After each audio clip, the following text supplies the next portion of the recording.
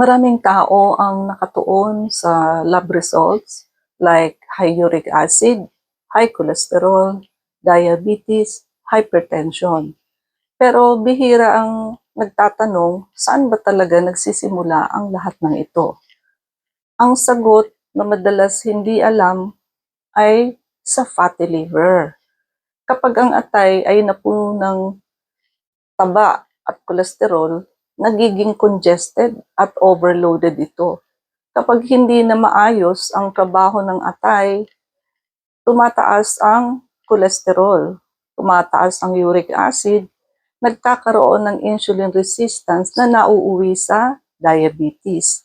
Tumataas ang blood pressure. Ngayon, bakit kahit umiinom ka ng liver supplements, parang walang effect dahil ang atay ay barado, puno ng taba, kolesterol at stones. Kaya kahit anong sustansya ang ipasok mo, hindi ito nagagamit ng atay. Sayang lang ang iniinom mo. At sa Clinica Medica 101, may treatment program para sa fatty liver.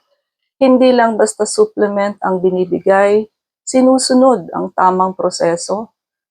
Ang approach, inaalam muna ang cause ng fatty liver, nililinis at dinedecongest ang atay, saka pa lang ito bibigyan ng tamang support at sustansya. Kapag ang atay ay nabawasan ng congestion, doon pa lang ito nagkakaroon ng pagkakataong gumana ng mas maayos, mag-improve ang liver function, at unti-unting bumuti ang metabolic markers. Hindi ito instant cure, pero ito ay structured treatment na layuning i-manage at i-reverse ang fatty liver sa tamang paraan. Kung paulit-ulit ang problema mo sa high uric acid, high cholesterol, diabetes, or hypertension, baka simptomas lang ang ginagamot mo at hindi ang pinagmulan.